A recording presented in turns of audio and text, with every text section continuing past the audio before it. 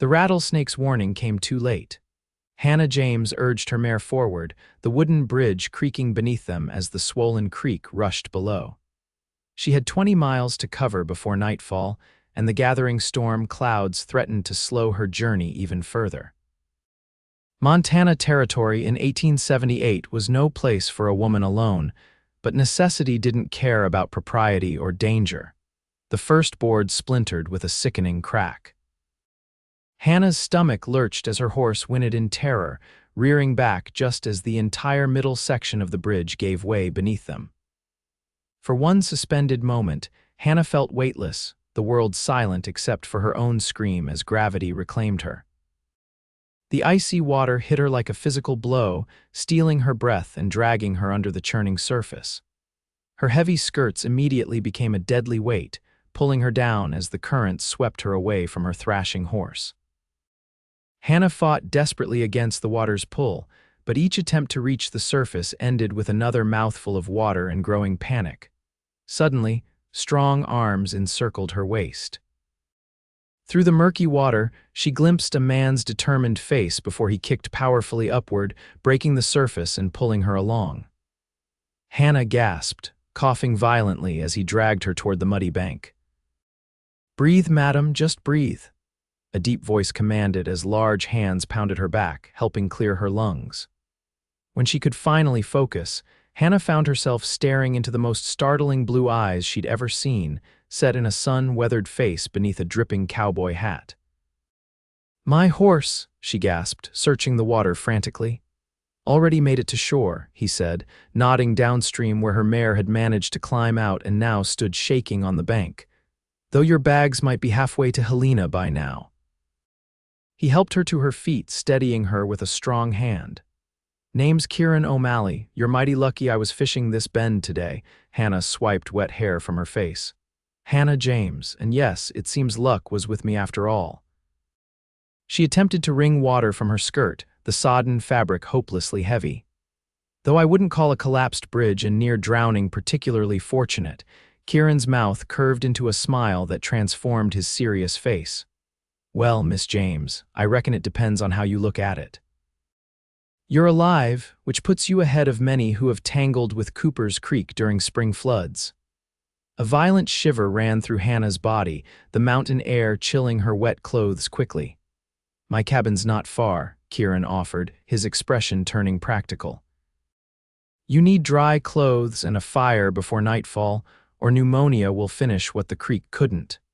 Hannah hesitated. Accepting a strange man's hospitality went against everything she'd been raised to believe proper, but the alternative was potentially deadly. "I don't wish to impose, no imposition when it's life or death, madam," Kieran interrupted, already whistling for his horse. A magnificent chestnut gelding trotted into view from where it had been grazing nearby. Besides, that bridge was the only crossing for 10 miles. "You're not getting wherever you were headed tonight." Practicality won over propriety. Hannah nodded stiffly, allowing him to help her mount his horse before he swung up behind her. He clicked to her mare, who obediently followed as they set off along a narrow trail leading away from the creek. "What brings a lady like yourself out here alone?" Kieran asked as they rode, his chest warm against her back despite their damp clothes. Hannah debated how much to share with this stranger. "I'm traveling to Whitewater to take a teaching position," she finally said. "The school board was quite clear the position couldn't remain vacant any longer, so I left Denver immediately." "Long journey for a schoolteacher." "Necessary journey," Hannah corrected, then fell silent as they crested a small rise. A modest cabin appeared in a clearing ahead, smoke already rising from the stone chimney. Hannah's confusion must have shown on her face because Kieran chuckled. "My ranch hand, Miguel, keeps the place running when I'm out. Good man." As they approached, a middle-aged Mexican man emerged from the cabin, his expression shifting from welcome to concern at their bedraggled appearance. "Señor Kieran, ¿qué pasó?" he called, rushing forward to help Hannah dismount. "Bridge at Cooper's Creek finally gave out," Kieran explained, sliding down. "Miss James here nearly went with it. She'll need dry clothes and a hot meal." Miguel nodded, immediately taking charge of the horses while Kieran guided Hannah into the cabin. Despite its rustic exterior, the interior was surprisingly comfortable, clean, well-ordered, with handcrafted furniture and colorful woven blankets. A fire burned cheerfully in the stone hearth. "My sister Emily stays here sometimes," Kieran explained, opening a trunk and withdrawing a simple dress and other necessities. "These should fit well enough for now. You can change behind that screen. I'll wait outside until you're decent." Once alone, Hannah quickly stripped off her sodden garments. Emily O'Malley's clothes were slightly large but clean and dry, which was all that mattered. The simple cotton dress and woolen shawl felt like the height of luxury after her harrowing experience. "You can come in," she called when she was dressed.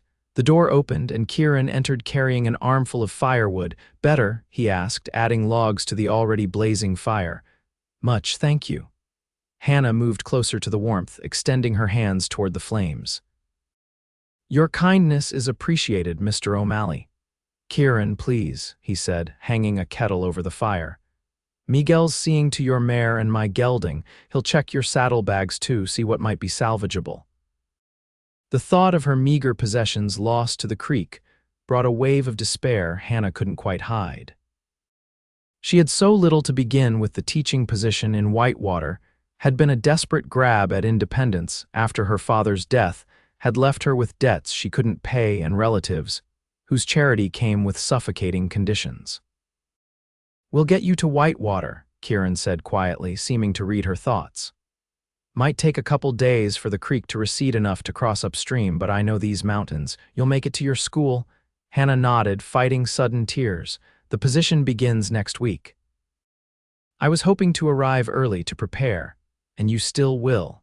Kieran busied himself preparing tea, giving her a moment to compose herself.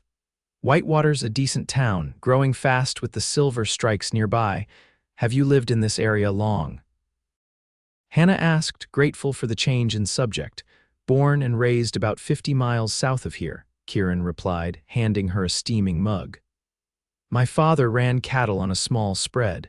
After the war, I worked my way north, saved enough to buy this land 5 years ago." Hannah sipped the strong tea, feeling warmth spread through her. "It's beautiful country, harsh but fair," Kieran agreed. "Rewards hard work and punishes foolishness with equal measure." His blue eyes studied her with unexpected perception. "Teaching in Whitewater will be no easy task, Miss James." "Hannah," she corrected, meeting his gaze directly. "And I'm not afraid of hard work, Mr. O'Malley." A smile tugged at his mouth. "No, I don't imagine you are." The door opened, admitting Miguel with Hannah's saddlebags, dripping but intact. "The leather kept most things dry, señorita," he said, setting them carefully near the fire. "Your mare is good, just frightened." Relief flooded through Hannah. "Thank you truly." Miguel nodded, then spoke quietly to Kieran in Spanish. Hannah caught mentions of supper and guest room before the ranch hand departed again. "Miguel's wife makes the best venison stew in 3 territories," Kieran explained.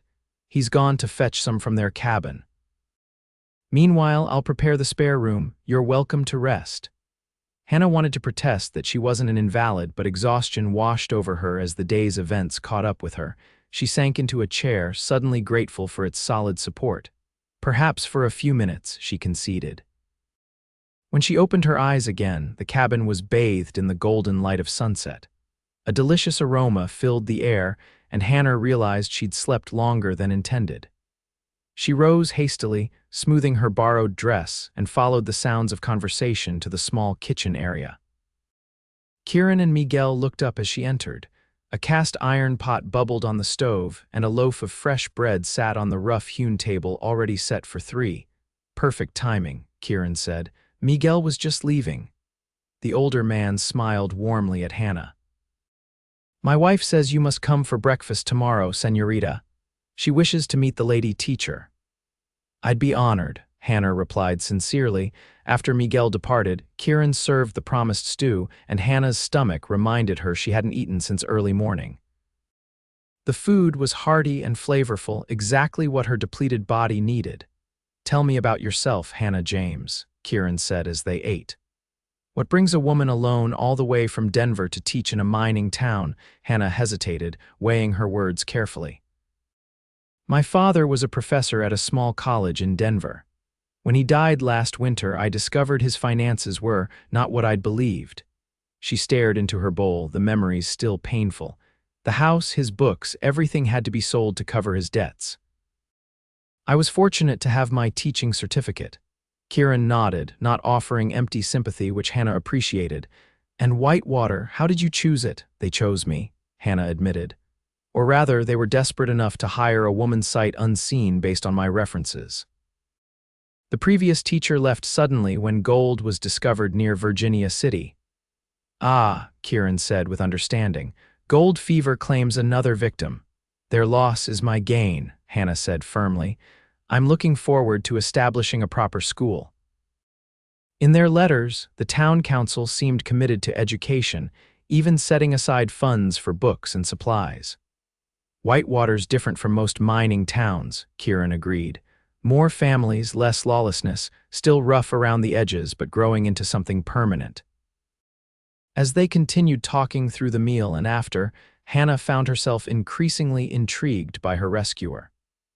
Kieran O'Malley was clearly educated despite his frontier life, quoting poetry at one point when describing the mountains in spring. He spoke of his small cattle operation with pride but without boasting, and asked thoughtful questions about her teaching methods.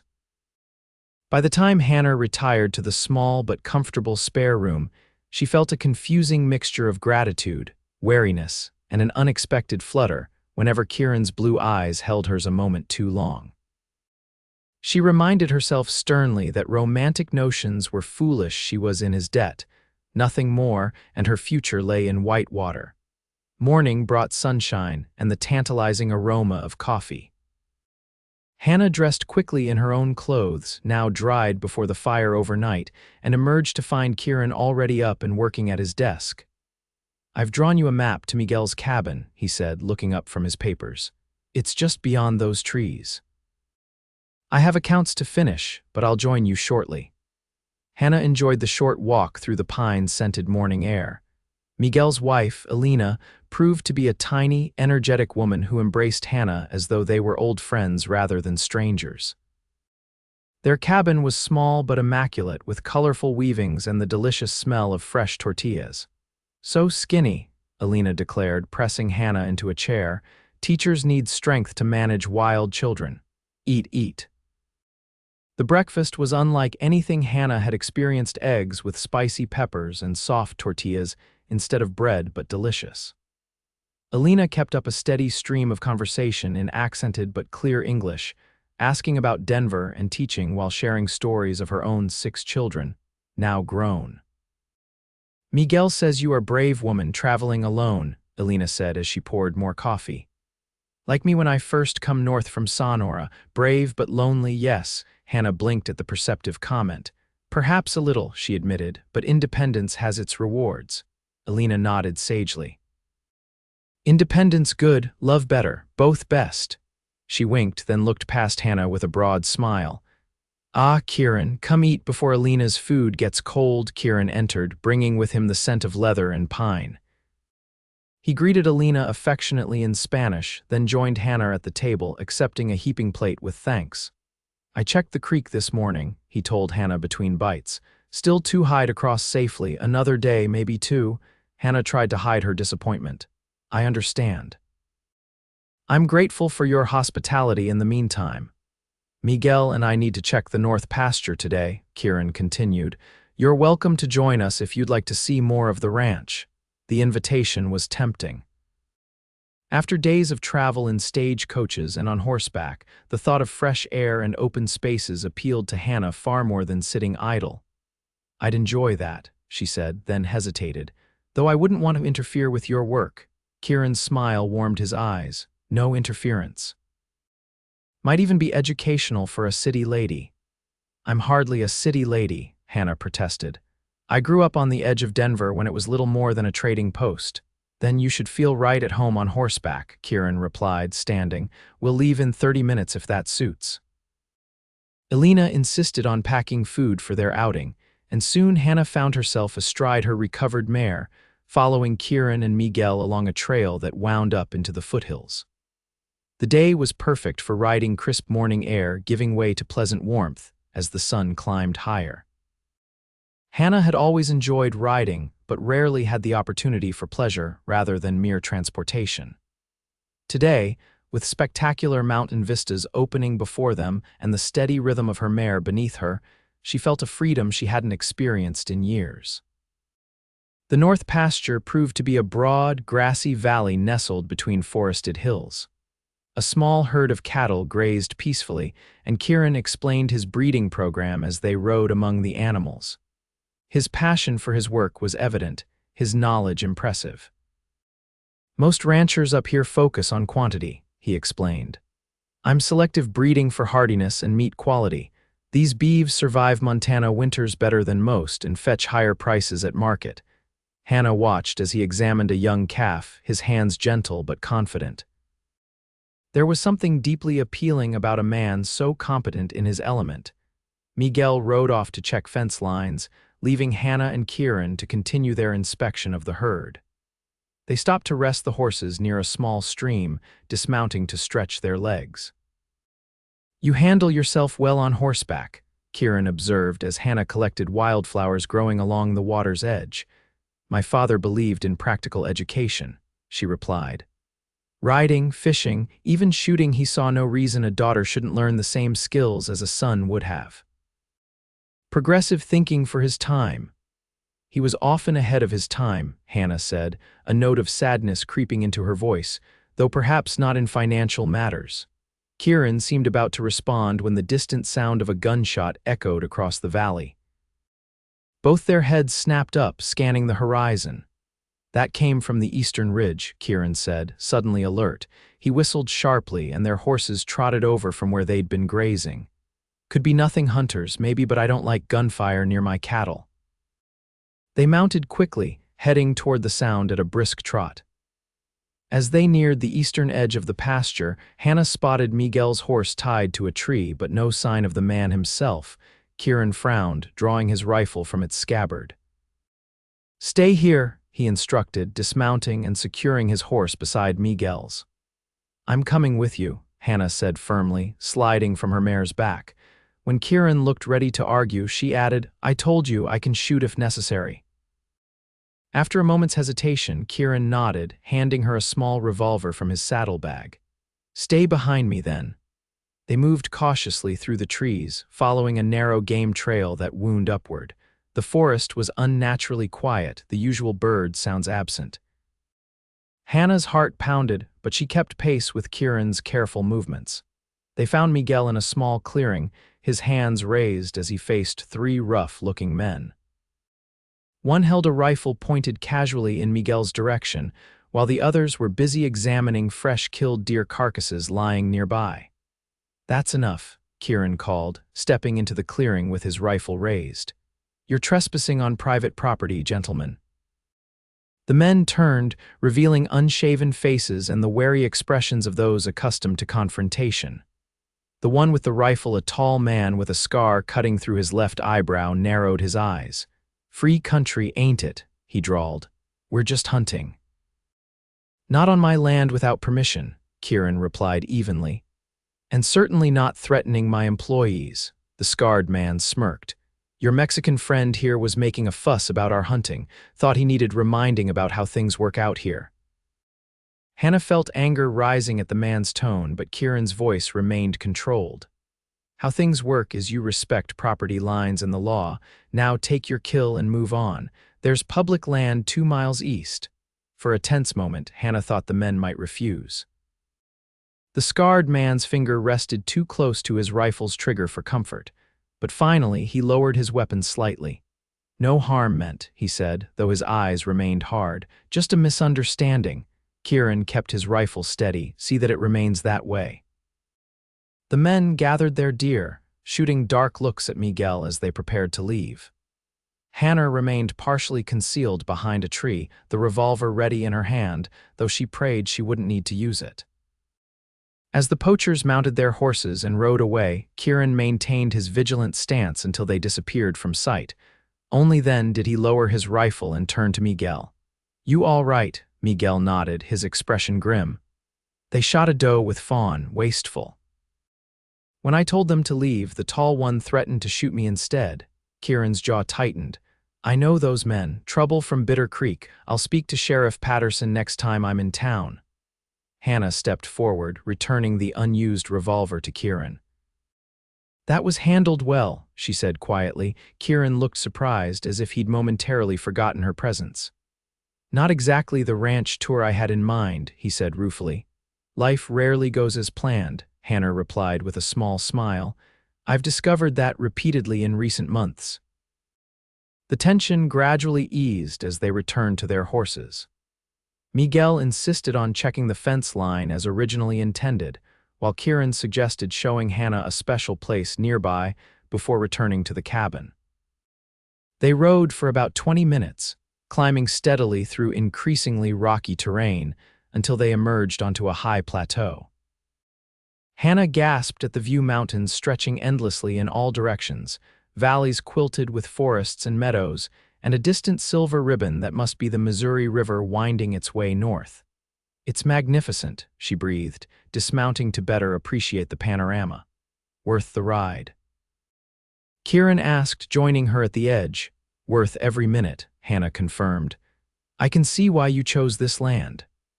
They sat on sun-warmed rocks while Kieran pointed out landmarks, distant towns, mountain passes, the route to Whitewater that they would take once the creek subsided.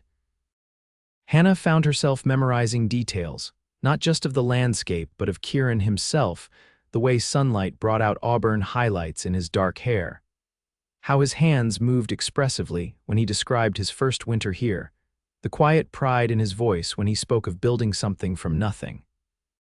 "What about you?" he asked eventually. "Will teaching in Whitewater be enough? Some find these mountains too isolating." Hannah considered the question seriously. "I believe purpose matters more than place," she said finally. "In Denver, I was teaching wealthy children who had every advantage already. In Whitewater, I might make a real difference to children who have few opportunities." Kieran nodded slowly. "That's a worthy goal." "And you?" Hannah found herself asking. "Is ranching cattle enough for a man who quotes Wordsworth when describing mountain streams?" A smile flickered across his face. "Touché, I suppose we all contain contradictions." He gazed out at the vast landscape. "My father wanted me to study law in St. Louis. I lasted one semester before the walls closed in. Yet you clearly continued your education somehow." "Books travel well," Kieran said simply, "and long winter nights provide ample reading time." They lapsed into comfortable silence, sharing the packed lunch Alina had provided. Hannah couldn't remember the last time she'd felt so at ease with another person. There was something about Kieran O'Malley that invited honesty, as if pretense would be both impossible and unnecessary. By the time they returned to the cabin in the late afternoon, Hannah realized with some surprise that she wasn't eager for the creek to recede. The delay that had seemed frustrating that morning now felt like an unexpected gift, time outside the constraints and expectations that had defined her life for so long. The next day brought rain, confining them mostly to the cabin. Hannah discovered Kieran's impressive library and spent happy hours exploring volumes of poetry, history, and science that filled a large bookcase along one wall. "My sister calls it my folly," Kieran remarked, finding Hannah absorbed in a collection of Thoreau's essays. "Hauling books up mountain trails instead of practical supplies." "I'd say the mind needs nourishment as much as the body," Hannah replied, carefully replacing the volume, "though I admit I'm surprised to find such an extensive collection here." "The benefits of a pack mule and stubborn determination," Kieran said with a smile. "Each time I travel to Helena, I add a few more. The shopkeepers think I'm peculiar." "Peculiar is underrated," Hannah said, selecting another book.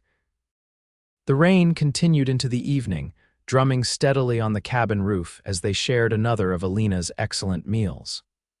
Afterward, in what was becoming a pleasant ritual, they sat before the fire drinking coffee and talking. Kieran described his plans to expand the ranch, while Hannah shared her ideas for the Whitewater School. The town council mentioned nearly 30 children of school age, she said. I hope to implement a graded system rather than the one-room approach. With proper organization, the older students can help instruct the younger ones. Ambitious, Kieran commented. Necessary, Hannah countered. These children deserve more than basic literacy. The world is changing rapidly and they'll need to change with it. Kieran studied her thoughtfully. Whitewater is fortunate to have found you, Hannah James. Something in his tone made her glance up from her coffee cup. The firelight cast his features in warm gold and shadow, and the intensity in his blue eyes caused her breath to catch. I'm fortunate they were willing to hire a woman, she said, looking away. Not many towns would. Their gain, Kieran said softly. Hannah felt heat rise in her cheeks that had nothing to do with the fire. The cabin suddenly seemed much smaller than before, the distance between their chairs insignificant. I should check on the horses, Kieran said abruptly, rising. The storm makes them restless. When the door closed behind him, Hannah released a breath she hadn't realized she was holding. This unexpected attraction was dangerous, a distraction from the independence she had worked so hard to secure. By this time next week, she would be in Whitewater, focused on establishing her school. Whatever she was feeling now was merely gratitude mingled with the intimacy forced by their situation. Kieran returned some minutes later, rain glistening in his hair. Creek's rising with the rain, he reported, hanging his wet coat by the door. We won't be crossing anytime soon. Hannah nodded, trying to ignore both disappointment and relief at this news. I should retire for the evening, she said, standing. Thank you for another day of your hospitality. My pleasure, Kieran replied formally, though something warmer lingered in his eyes. Good night, Hannah. In her small room, Hannah lay awake listening to the rain, her thoughts in turmoil. In just 2 days, Kieran O'Malley had somehow worked his way past defenses she'd carefully constructed after her father's death. His combination of frontier competence and unexpected intellect intrigued her, while his quiet strength provided a security she hadn't realized she'd been missing. But attachments were dangerous. They led to dependence, to compromised dreams, to potential heartbreak. Hannah had seen too many women sacrifice their ambitions for marriage, only to find themselves trapped in narrow lives. She had promised herself a different path. Morning broke clear and bright. The storm passed, but leaving Cooper's Creek swollen beyond any possibility of crossing. After breakfast, Hannah helped Alina with household tasks, trying to distract herself from thoughts of Kieran. The older woman worked with practiced efficiency, her Spanish songs filling the cabin as they kneaded bread and hung laundry. You have teacher's hands, Alina observed as Hannah carefully folded dried linens. Gentle but firm, good with children, yes, I hope so, Hannah replied. Though I've mostly taught city children until now, Alina nodded knowingly. Country children different, wilder, more curious, less rules, more questions. She smiled broadly. Like Kieran was as boy, his mother told me, always asking why, driving her loco. Hannah's interest was piqued. You knew Kieran as a child. Miguel worked for Kieran's father first before war. I cook for family sometimes. Kieran was skinny boy with too many books and big dreams. Alina kneaded dough with vigorous movements. After war, everything changed. Father dead, ranch sold for debts. Kieran worked like mule for years to buy this land. This glimpse into Kieran's past struggles similar to her own increased Hannah's already growing admiration. A man who had rebuilt from nothing, who valued knowledge alongside practical skills, who treated his workers with respect rather than condescension. He is good man, Alina continued, her dark eyes suddenly shrewd as they studied Hannah's face. Lonely man, too. Ranch needs mistress children. Hannah felt her cheeks warm. I'm sure Mr. O'Malley will find a suitable wife when he's ready. Alina's knowing smile suggested she wasn't fooled by Hannah's casual tone. Sometimes suitable is not right. Sometimes right is not what we expect, no. Before Hannah could respond, Miguel entered with news that the north pasture fence needed repairs after the storm. Alina packed food for the men and they set off, leaving Hannah to her own devices for the afternoon. She chose to explore the area around the cabin, following a narrow trail that wound through aspen groves where new leaves shimmered like gold coins in the breeze. The beauty of the landscape was overwhelming, untamed yet harmonious, harsh yet nurturing. Hannah could understand why Kieran had chosen this life over city comforts. The trail eventually led to a small lake, its surface reflecting perfect images of surrounding pines and distant peaks. Hannah sat on a fallen log, content to simply exist in this peaceful setting. For years, her life had been defined by obligations and necessities, caring for her ailing father, then scrambling to secure her future after his death.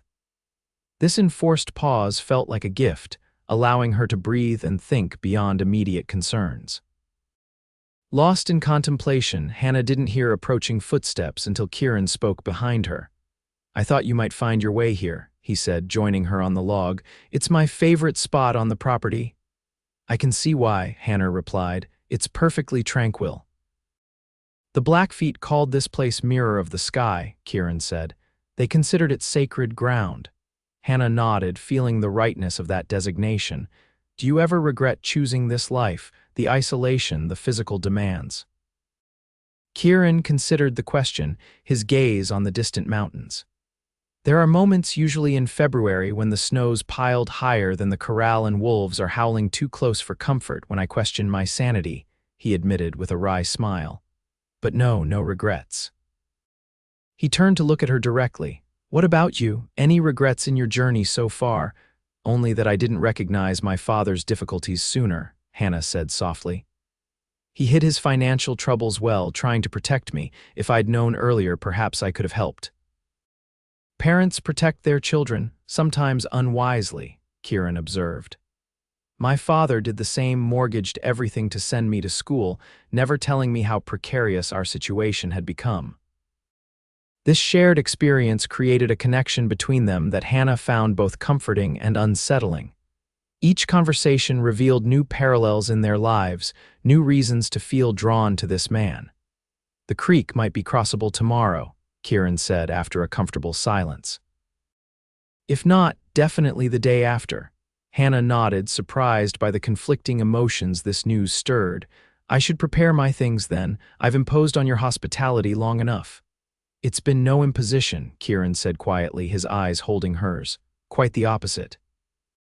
The air between them seemed to thicken, charged with unspoken possibilities.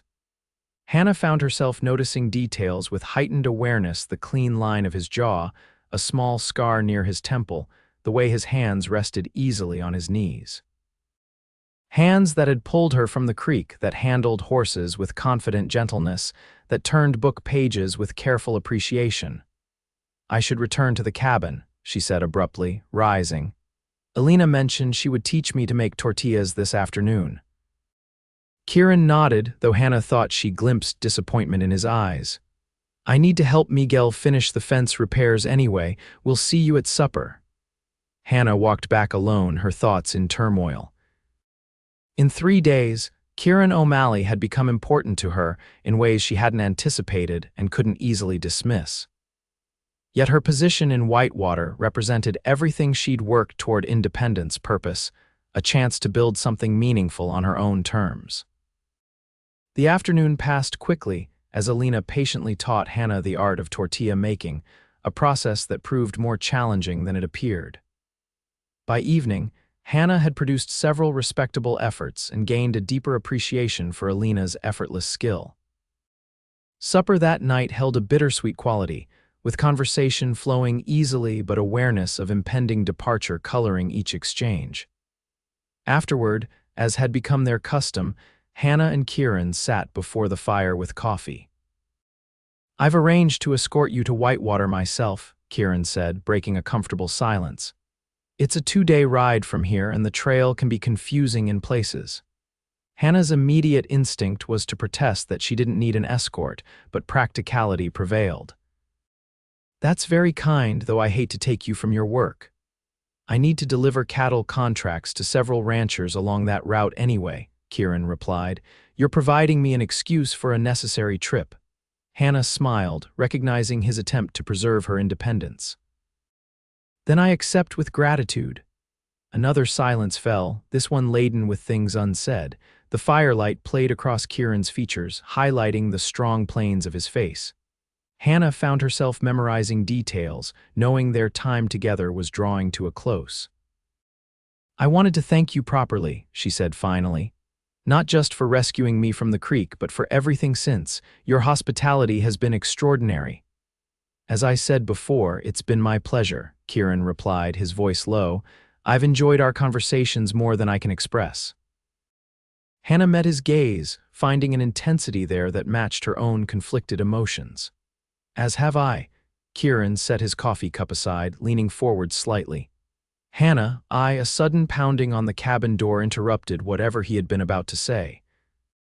Miguel's voice called urgently from outside, "Señor Kieran, come quickly, riders approaching the men from yesterday." Kieran was on his feet instantly, reaching for his rifle. "Stay inside," he told Hannah, his expression hardening. "Keep away from the windows." He strode to the door, exchanging rapid Spanish with Miguel before stepping outside. Hannah heard men's voices, too distant to distinguish words but with unmistakable hostility in their tone. Unable to remain idle, Hannah moved to a small window, peering cautiously around its edge. In the yard, illuminated by lantern light, stood the three poachers from the previous day, now joined by two more rough-looking men. Kieran faced them, rifle held casually but ready, while Miguel stood slightly to one side, also armed. The scarred man from before appeared to be speaking, gesturing angrily. Though Hannah couldn't hear clearly, she gathered they were demanding something compensation, perhaps, for being ordered off Kieran's land. The confrontation continued for several tense minutes. Hannah's hand found the small revolver Kieran had left on a shelf near the door, its weight both reassuring and terrifying. Just as she feared violence might erupt, the scarred man spat on the ground, said something final that made his companions laugh, and turned his horse away. The others followed, their departing hoofbeats gradually fading into the night. Kieran and Miguel remained watchful until the riders were well away, then returned to the cabin. Kieran's face was grim as he entered, his eyes immediately finding Hannah still positioned by the window, revolver in hand. "They're gone for now," he said, carefully taking the gun from her trembling fingers. "But they made threats I don't take lightly." "What did they want?" Hannah asked, following him back to the fire. "To establish dominance primarily," Kieran replied, stoking the flames higher. "Jenkins, the scarred one, fancies himself a power in these parts, takes offense when someone stands against him." Miguel entered, bringing a bottle of whiskey and 3 glasses. "They will return," he said matter-of-factly, pouring small measures. "Not tonight, but soon." "What will you do?" Hannah asked, accepting the offered glass though she rarely drank spirits. Kieran sighed, taking a small sip of his whiskey. "Be vigilant, alert neighbors, speak to the sheriff when possible," he smiled grimly. The usual dance of territorial disputes in places where law is stretched thin. Hannah was struck by the calm practicality with which both men addressed the threat. This was their reality, a life where danger came in human form as well as from the elements and wild animals. "Miguel will stay at the cabin tonight," Kieran continued, "just as a precaution. We'll still ride for Whitewater tomorrow if the creek permits." Despite her concern, Hannah recognized that postponing their departure would solve nothing. "I understand," she said, "and I appreciate your honesty about the situation." Miguel departed soon after to check the horses once more before settling in for his watch, leaving Hannah and Kieran alone again. The easy atmosphere of earlier had evaporated, replaced by a tension born of external threats and unfinished conversations. "You should rest," Kieran said finally. "Tomorrow will be a long day of riding." Hannah nodded, gathering her courage as she stood. "Before I go, what were you about to say?" Before Miguel knocked, Kieran's eyes met hers, conflicted emotions visible in their blue depths. "Nothing that can't wait for a better time," he said, after a brief hesitation. "Good night, Hannah." Disappointment mingled with understanding as Hannah retreated to her room. Whatever had been building between them would have to wait, perhaps indefinitely. Tomorrow would begin her journey to Whitewater and the new life she had committed to building there. Morning revealed Cooper's Creek still running high but no longer impassable. After a hearty breakfast and emotional farewells to Alina, Hannah found herself riding alongside Kieran, Miguel following with a packhorse carrying supplies. The morning was crisp and clear, perfect for travel, though Hannah's spirits were more subdued than the bright weather warranted. They crossed the creek at a carefully selected point where the water, though still swift, was shallow enough for the horses to ford safely. On the far bank, Miguel would turn back while Kieran continued with Hannah toward Whitewater. "Watch for Jenkins and his men," Kieran instructed as Miguel prepared to depart. "Don't confront them alone." Miguel nodded, his expression serious. "You also be careful, Patron. They know you travel to Whitewater." This reminder of potential danger sobered Hannah further. She had inadvertently brought trouble to Kieran's doorstep, and now he was extending his exposure by escorting her. "Perhaps I should continue alone," she suggested once Miguel had ridden away. "I've put you at enough risk already." Kieran's expression was resolute. "That's not happening, Hannah. Besides, Jenkins is a coward at heart. He won't risk confronting two armed riders on open trail." This casual reference to her as an armed rider brought Hannah's attention to the rifle scabbard now attached to her saddle, where Kieran had placed one of his own weapons before departure. "I haven't fired a rifle in years," she admitted dubiously.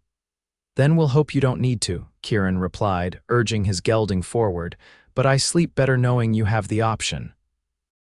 The trail to Whitewater wound through varied terrain, dense forest giving way to open meadows, rocky slopes alternating with gentle valleys. Hannah found herself appreciating not just the spectacular scenery, but Kieran's knowledgeable commentary as they rode.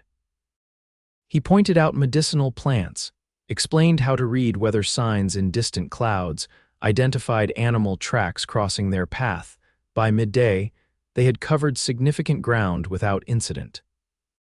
They stopped for a simple meal beside a small stream, stretching their legs while the horses grazed nearby. "At this pace, we'll reach Wilson's station by nightfall," Kieran said as they ate.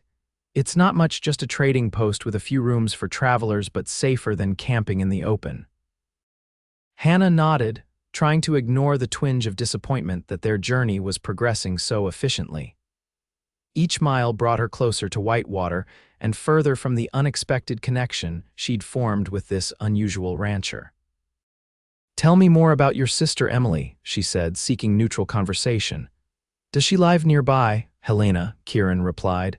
"She's married to a banker. They're very respectable, very proper." He smiled fondly. "She visits the ranch when she needs to escape civilization, which is more often than her husband appreciates. She sounds wonderful. She is stubborn as a mule, but with a good heart."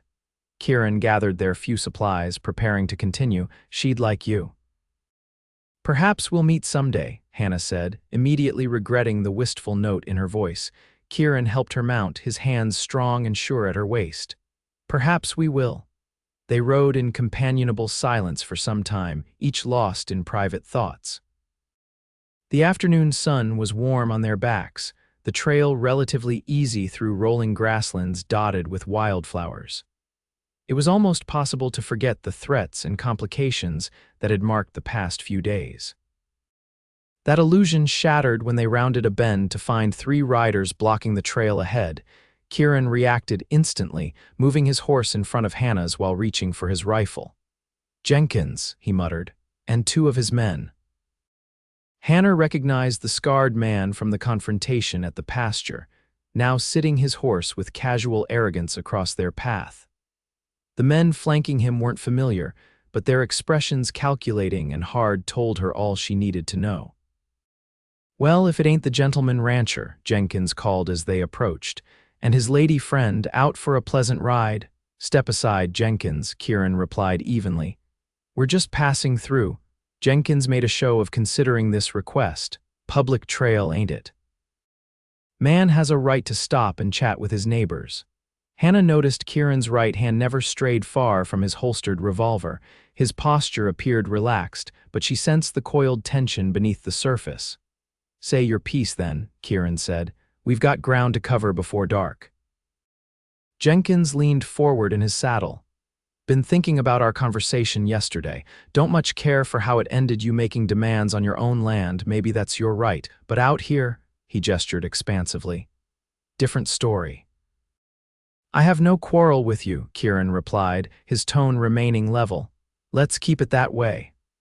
One of Jenkins's companions shifted impatiently, his hand resting too close to his holstered gun for comfort. Hannah's heart pounded, but she kept her expression calm, trying to project confidence she didn't feel. Thing is, Jenkins continued, reputation matters out here.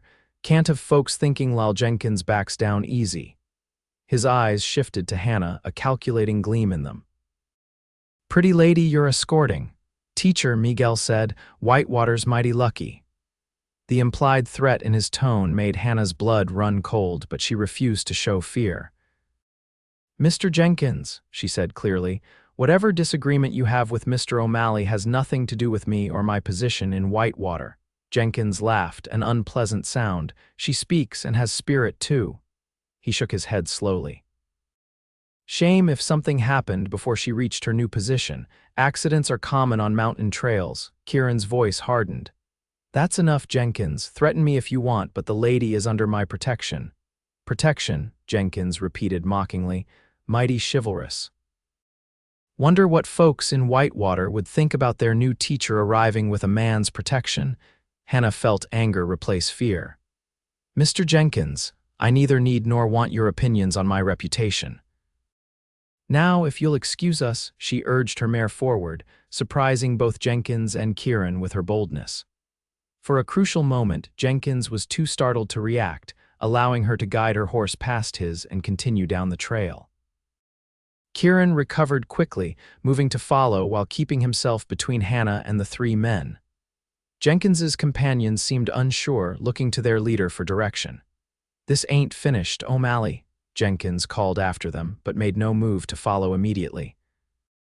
Keep riding, Kieran said quietly when they were some distance away.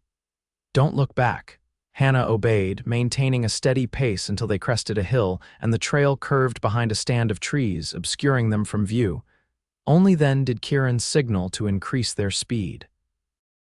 They rode hard for nearly an hour, taking a less obvious fork in the trail that Kieran assured her would still lead to Wilson's station. Finally, confident they weren't being followed, they slowed to rest the horses. That was either very brave or very foolish, Kieran said, his voice a mixture of admiration and concern.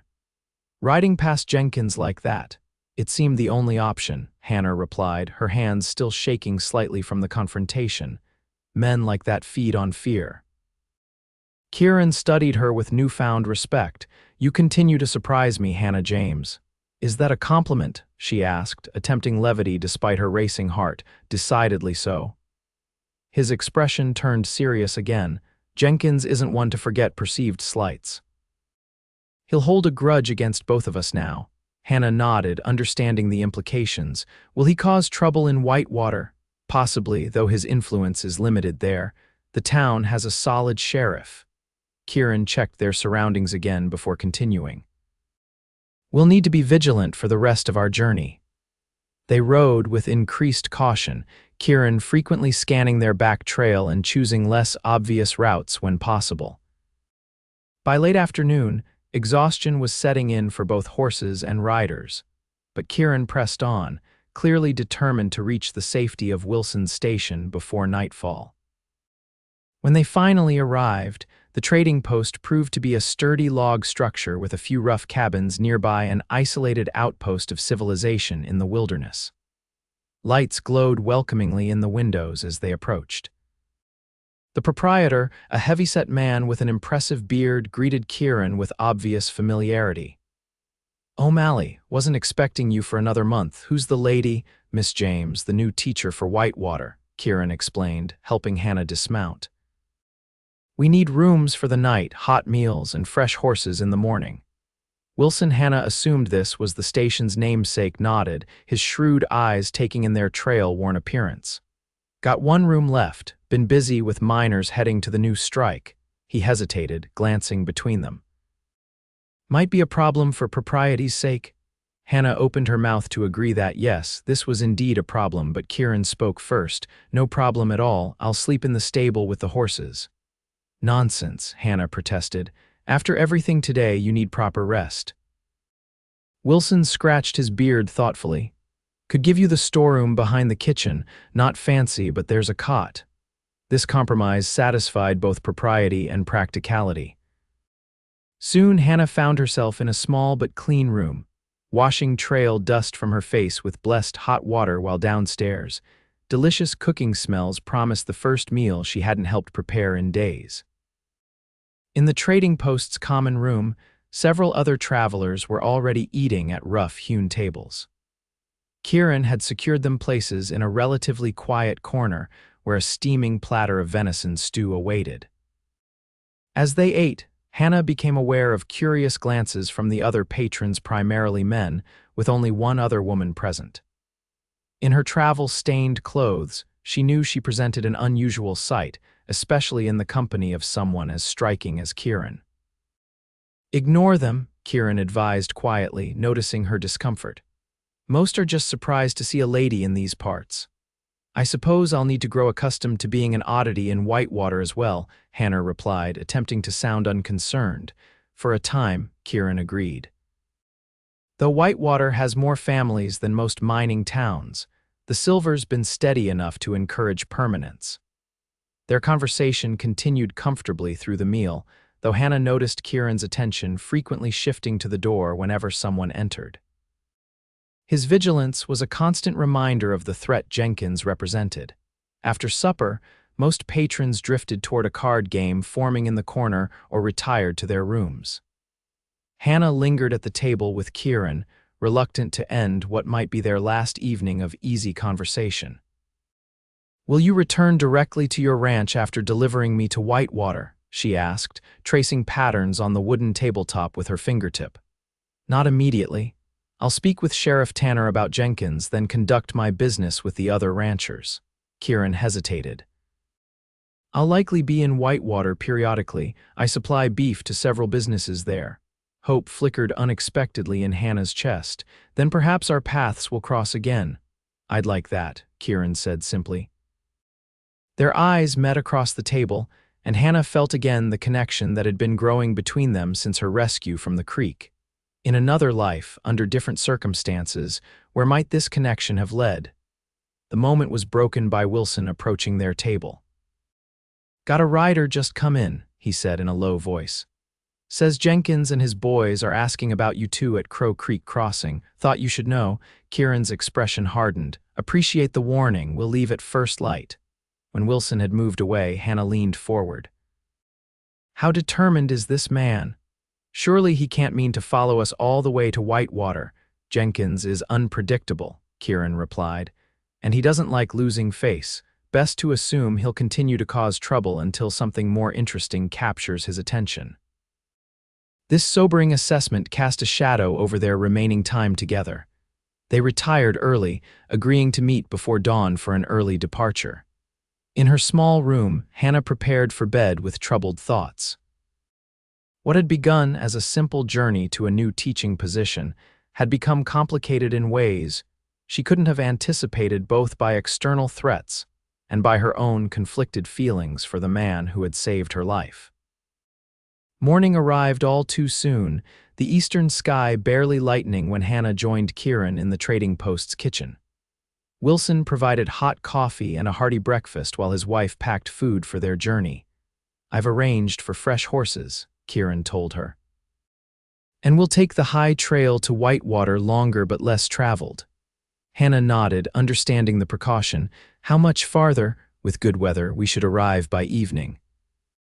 They departed Wilson's station as the first true light of dawn touched the mountain peaks, their fresh horses moving eagerly along the trail Kieran selected. This route climbed steadily into higher elevations, offering spectacular views but demanding careful attention to footing. As the sun rose higher, Hannah found herself memorizing details of this journey, the way light filtered through pine branches, the calls of unfamiliar birds, the solid presence of Kieran riding beside her. Whatever happened in Whitewater, These days would remain a pivotal chapter in her life. "Tell me about your plans for the school," Kieran said during a brief rest to water the horses at a mountain stream. Hannah welcomed the chance to focus on her future. "Beyond the graded system I mentioned, I hope to establish a lending library. Books were my greatest comfort as a child. I want these children to have that same resource." "A worthy goal," Kieran agreed, "though books are scarce and expensive out here." "I've written to my father's colleagues in Denver," Hannah explained. "Several have promised donations from their personal collections, and I've set aside a portion of my first year's salary for new acquisitions." Kieran's smile warmed his eyes. "Your students are fortunate, though they may not realize it immediately." "Did you have a teacher who influenced you particularly?" Hannah asked as they remounted to continue their journey. "Mrs. Abernathy," Kieran replied without hesitation. "Terrifying woman with spectacles like magnifying glasses and no tolerance for laziness. But she recognized my interest in literature and secretly lent me books my father would have considered impractical." "Every child needs someone who sees their potential," Hannah said softly. "Indeed." They rode in companionable silence until midday, when they stopped in a sheltered clearing for a brief meal. The high trail had proven as solitary as Kieran had promised. They'd encountered no other travelers all morning. As they prepared to continue, Hannah noticed Kieran's increased vigilance, his eyes scanning the surrounding forest with greater frequency.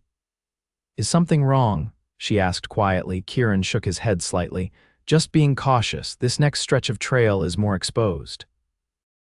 The afternoon brought increasing cloud cover, with distant thunder suggesting a storm approaching from the west. Kieran set a brisker pace, clearly hoping to outrun both weather and potential pursuit. They were traversing a particularly narrow section of trail, with steep slopes rising to their right and falling away sharply on their left, when Kieran suddenly reined in his gelding.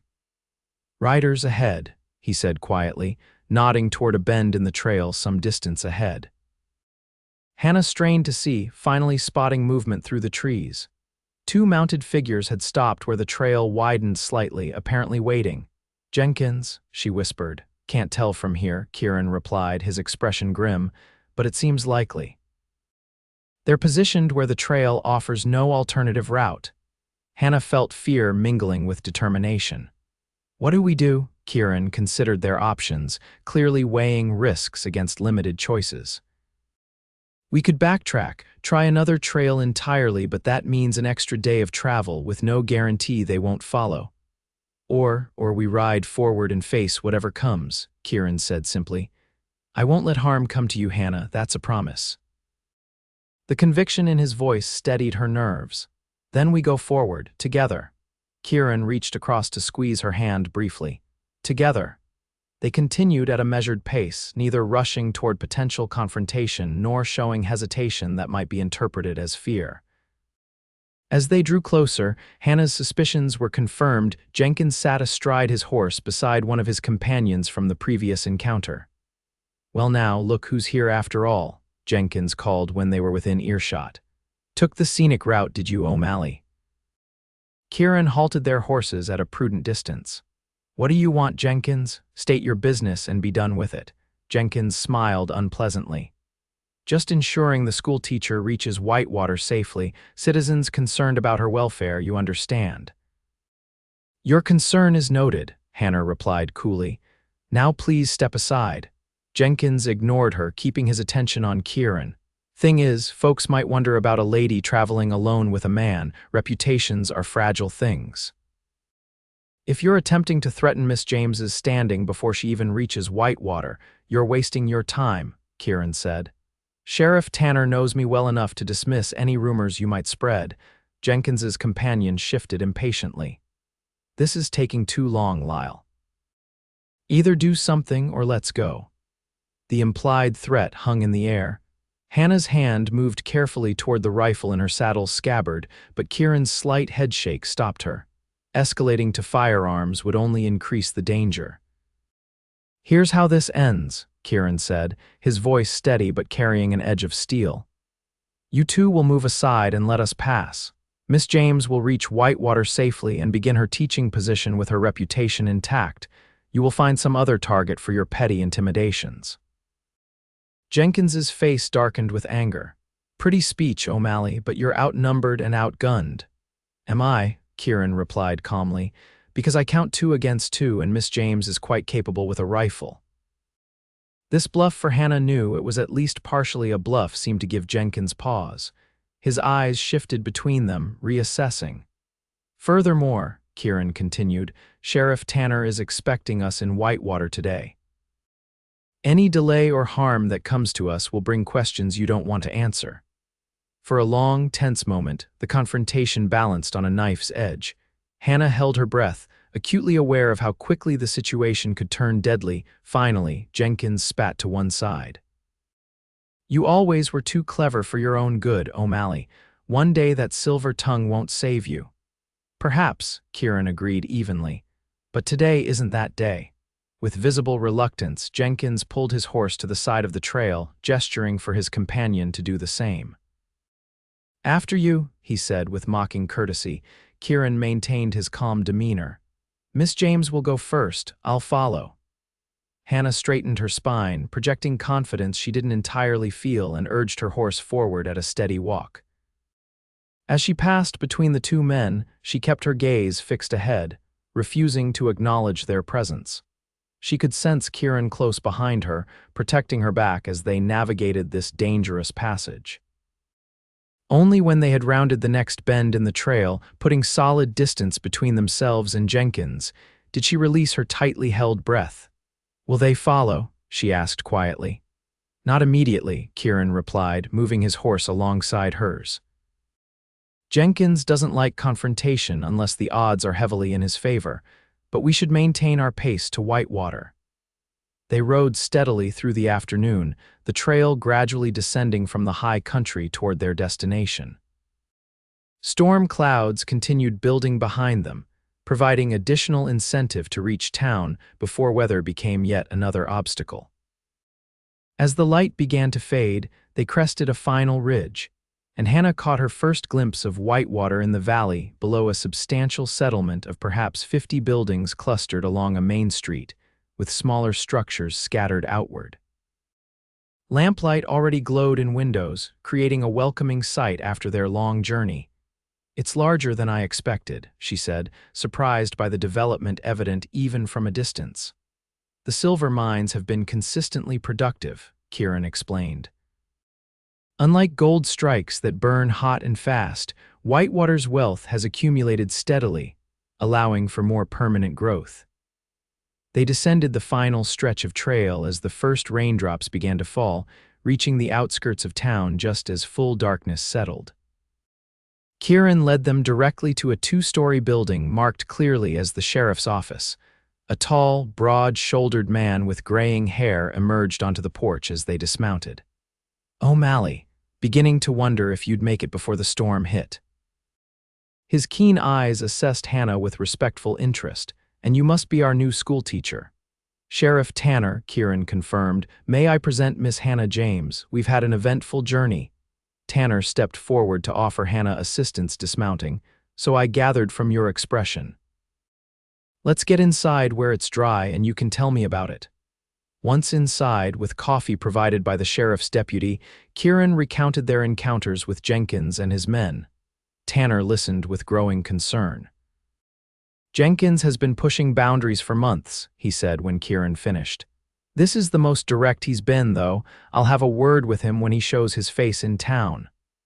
"I'd prefer this not affect Miss James's position," Kieran said. "She's endured enough complications already." Hannah appreciated his concern but felt compelled to speak for herself. "I have nothing to hide, Sheriff. Mr. O'Malley rescued me from drowning when Cooper's Creek Bridge collapsed, then provided appropriate hospitality until the water receded enough to travel. Our journey here was conducted with perfect propriety." Tanner nodded approvingly. "Never doubted it for a moment, Miss James. Kieran's reputation speaks for itself." He rose, gathering his coat. "Now let's get you settled at Mrs. Hollister's boarding house.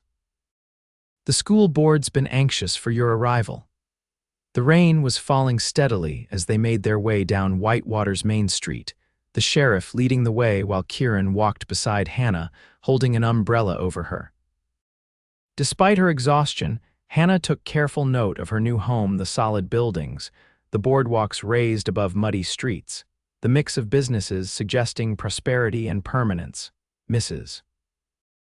Hollister's boarding house proved to be a well-maintained two-story structure with a wide porch and curtained windows. The proprietress herself, a plump, energetic woman in her 50s, welcomed Hannah effusively. "We've been counting the days, Miss James. The children are positively wild without proper schooling these past months. Your room is all prepared, best one in the house, with a view of the mountains." In the flurry of introductions and arrangements, Hannah was acutely aware of Kieran standing quietly by the door, his expression unreadable. Their journey together was ending, yet so much remained unresolved between them. When Mrs. Hollister finally paused for breath, Hannah turned to where Kieran waited. "Mr. O'Malley, I can't thank you enough for everything." He inclined his head slightly. "It was my honor, Miss James." The formality of his address was appropriate for their audience, but Hannah felt its distance keenly. Sheriff Tanner clapped Kieran on the shoulder. "You'll stay at my place tonight. That storm's not letting up." "Much appreciated," Kieran replied, then addressed Hannah once more.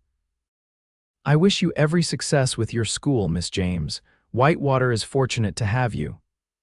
With that, he departed with the sheriff, leaving Hannah to follow Mrs. Hollister upstairs to her new accommodations. The room was indeed pleasant, with simple but comfortable furnishings and a window that would, in daylight, offer the promised mountain view. Alone at last, Hannah sank onto the bed, emotions she'd held carefully in check finally surfacing. In less than a week, her life had transformed completely, not just in location and position, but in her understanding of her own heart. Kieran O'Malley had become important to her in ways she hadn't anticipated and couldn't easily dismiss. Yet her teaching position represented everything she'd worked toward: independence, purpose, a chance to build something meaningful on her own terms. Could those dreams somehow accommodate these new, confusing feelings? Or would she need to choose between personal happiness and professional fulfillment? With rain pattering against her window and exhaustion claiming her body, Hannah fell asleep with these questions still unanswered. The next week passed in a whirlwind of activity as Hannah established herself in Whitewater. The school, a sturdy building at the edge of town, required organizing before classes could begin. The town council proved supportive, providing funds for necessary supplies and introducing Hannah to prominent families whose children would attend. She threw herself into preparations, developing lessons, arranging the classroom, and meeting future students. The work was exactly what she had hoped for: challenging, meaningful, and entirely hers to shape. Yet beneath her outward focus, thoughts of Kieran persisted. He had departed Whitewater the morning after their arrival, fulfilling his business with local ranchers before returning to his property. Hannah had caught only a glimpse of him from her window, tall and straight-backed as he rode away. Though she knew it was for the best, both needed time to consider what, if anything, might develop between them. His absence left a surprising emptiness. On the Sunday before classes were to begin, Hannah attended services at Whitewater's small church. Afterward, mingling with her future students' parents, she was approached by a well-dressed woman with auburn hair and familiar blue eyes. "Miss James, I'm Emily Blackwell, Kieran O'Malley's sister." Hannah's surprise must have shown on her face because Emily smiled warmly. "My brother wrote to me about your adventure," she explained.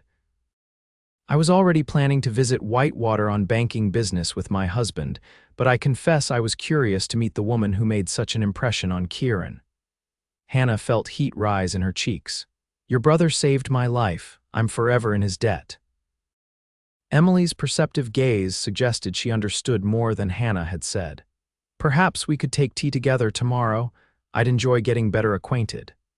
The invitation was accepted readily, and the following afternoon found Hannah and Emily comfortably settled in Mrs. Hollister's parlor with tea and fresh scones. "My brother rarely writes such detailed letters," Emily remarked after they had exchanged pleasantries. 3 pages about the collapsed bridge, your rescue, and subsequent journey, most unusual.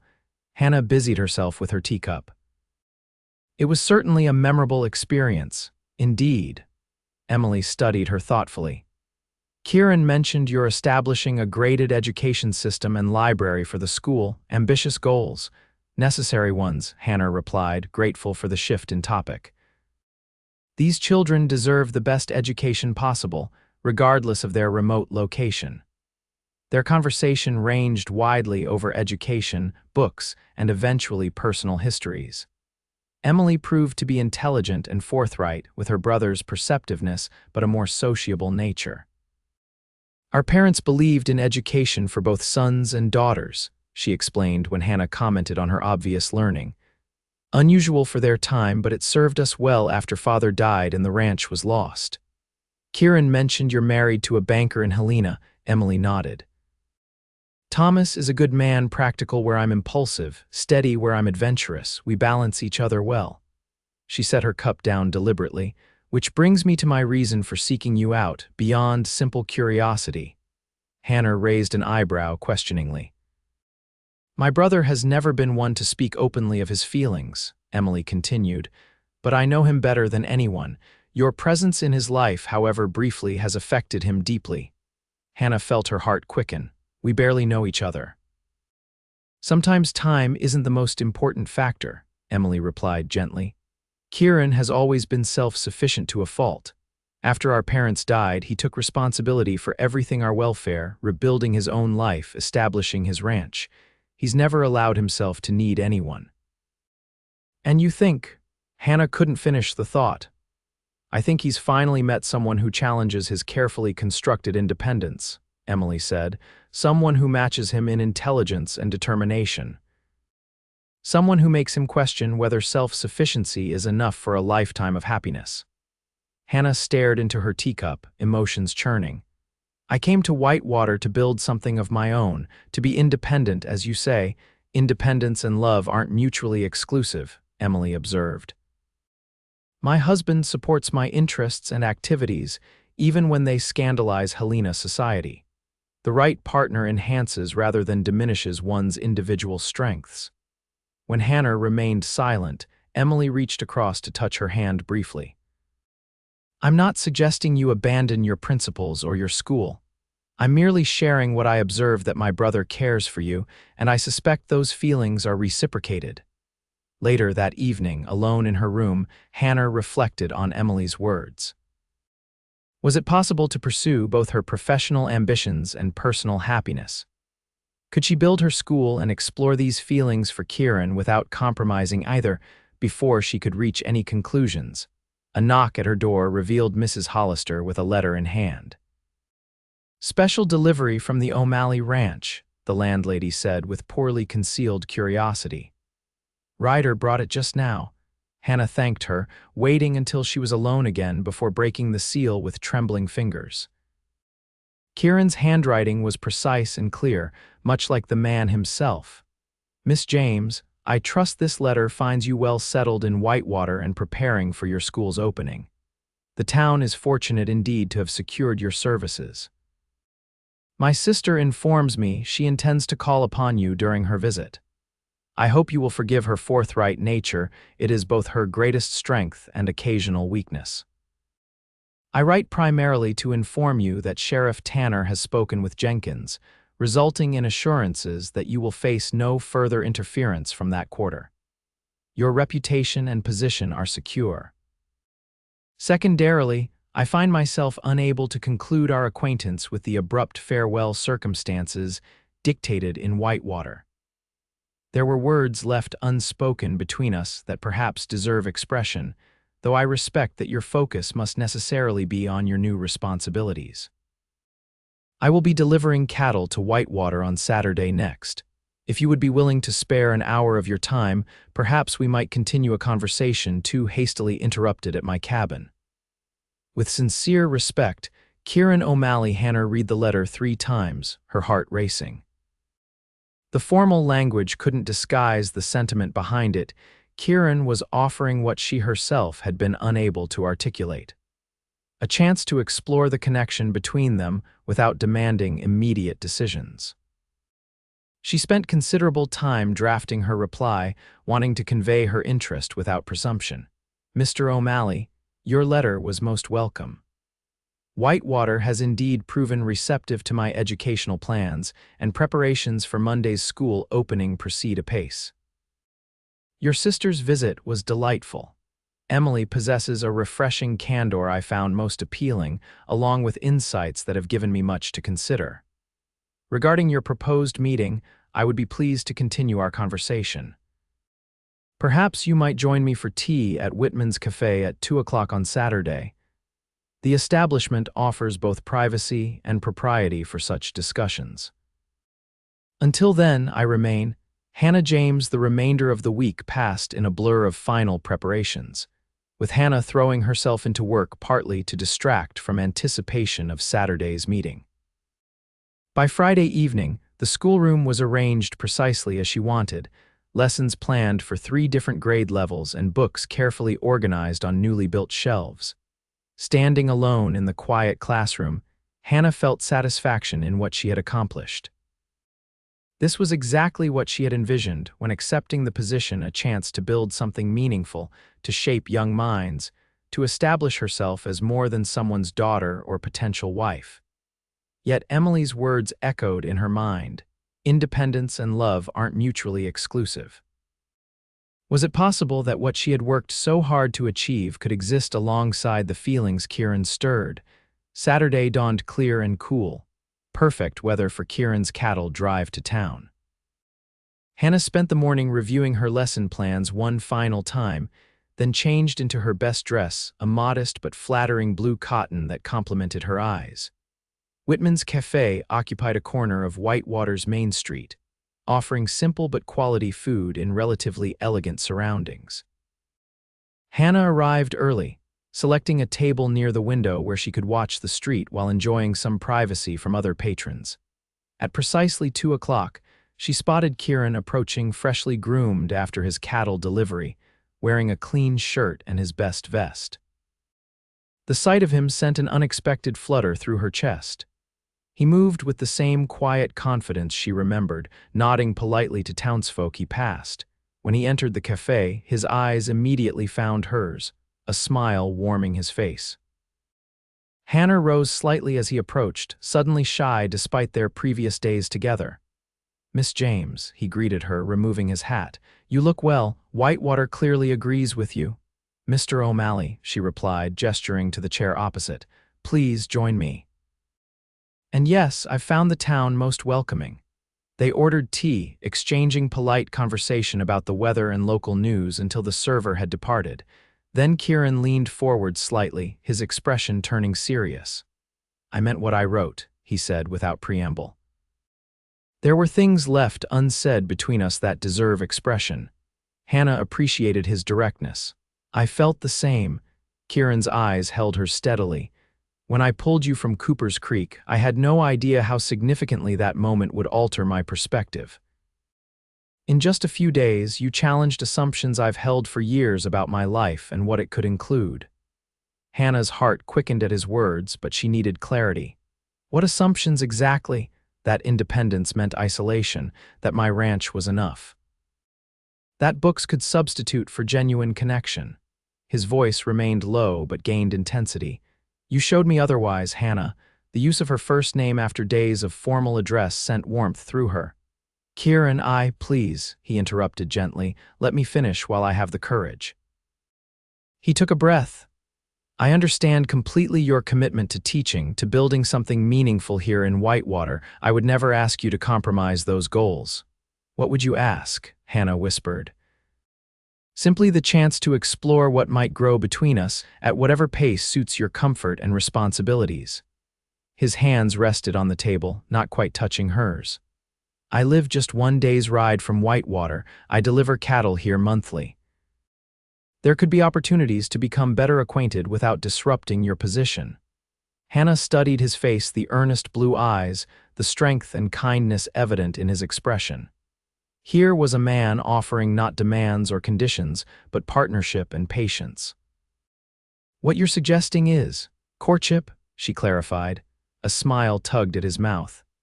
An old-fashioned term, perhaps, but accurate enough, getting to know each other properly, seeing if what began in unusual circumstances might flourish in more ordinary ones.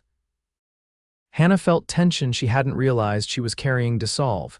He wasn't asking for immediate commitment or dramatic changes, just the opportunity to build something gradually, respectfully. "I would like that," she said softly. "Very much."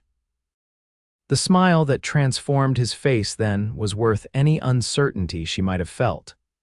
Kieran reached across the table, his hand stopping just short of hers in deference to public propriety. "I can't promise I won't occasionally rescue you from collapsing bridges," he said with lightness that barely masked deeper emotion. "But I can promise to respect your independence while hoping to become part of your life." Hannah laughed, the sound bright with relief and happiness. "And I can't promise I won't occasionally ride past dangerous men on mountain trails, but I can promise to consider a future that includes both my school and—" She hesitated, then finished simply, "and you." They remained at the cafe for over an hour, discussing practical aspects of their arrangement. Kieran would continue his monthly deliveries to Whitewater, extending his stays when possible. Hannah would have time to establish her school properly before considering any significant changes. They would write regularly, building their understanding of each other through correspondence as well as visits. When they finally departed the cafe, walking together along Whitewater's boardwalk, Kieran offered his arm with a questioning look. Hannah placed her hand upon it without hesitation, accepting both the gesture and its public significance. "May I call at Mrs. Hollister's tomorrow before I return to the ranch?" Kieran asked as they approached the boarding house. "Perhaps we could walk to church together." Hannah nodded, warmth spreading through her at this simple, meaningful request. "I'd enjoy that very much." At the boarding house steps, they paused, aware of curious glances from passers-by. This small town would soon buzz with speculation about the new teacher and the rancher from the North Valley. "Until tomorrow, then," Kieran said, taking her hand briefly in his. "Until tomorrow," Hannah echoed, the promise in those words extending far beyond their immediate meaning. As she watched him walk away, Hannah felt certainty settle within her. The bridge collapsing beneath her horse had seemed a disaster, but had instead opened a pathway to unexpected possibilities. Like the frontier itself, her future held challenges and uncertainties, but now offered companionship alongside independence. The school would open Monday as planned. Her students would receive the education she had envisioned for them. And alongside these professional fulfillments, a different kind of journey was beginning, one she would travel not alone, but with a man who had leapt from a riverbank to save her once, and now offered to walk beside her always.